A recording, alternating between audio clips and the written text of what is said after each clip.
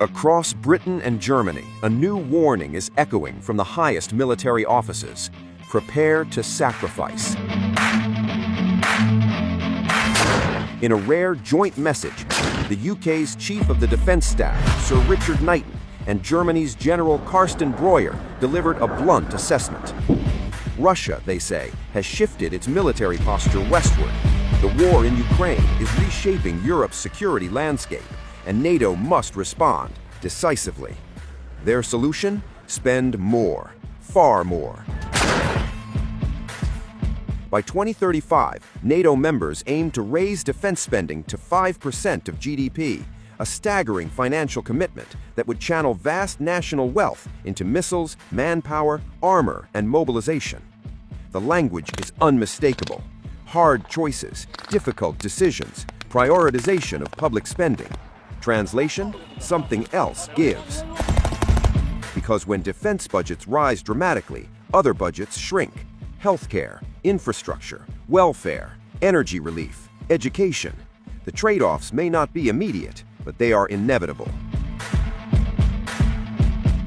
Military leaders insist this is not warmongering. They call it responsible deterrence, a moral necessity, a price paid now to avoid catastrophe later. But critics argue that European governments are asking citizens to shoulder the economic burden of an escalating security doctrine, one built on worst-case scenarios. Moscow, for its part, dismisses warnings of a Russian attack on NATO as absurd and nonsense. Russian officials accuse Western governments of manufacturing threat narratives to justify historic rearmament. Foreign Minister Sergei Lavrov has gone further, suggesting NATO states are effectively draining taxpayers to sustain a prolonged geopolitical confrontation.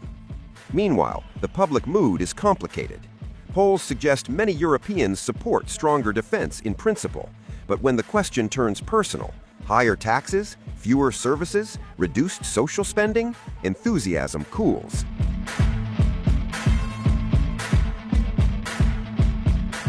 Because this is no longer just about Ukraine. It is about the future shape of Europe itself. Will it become a heavily militarized fortress economy? Will defense industries expand while domestic programs tighten?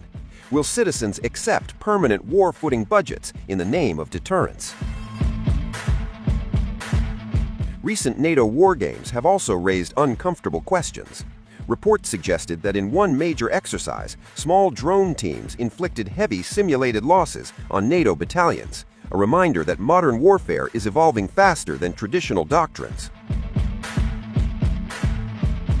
Yet the spending pledges continue. Supporters say Europe cannot afford weakness, that Russia's battlefield experience makes it more dangerous, not less, that deterrence only works if it is credible, and credibility costs money. Critics counter that an arms buildup risks entrenching division, accelerating confrontation, and diverting resources from domestic crises already straining European societies. At the heart of the debate lies a fundamental question: is this prudent preparation for an unstable world, or the normalization of perpetual militarization? Governments say the price of security is rising, but as budgets shift and billions flow into defense, citizens are left to ask, security for whom, at what cost, and for how long? Because in modern Europe, the battlefield may be thousands of miles away, but the financial front line runs straight through the taxpayer.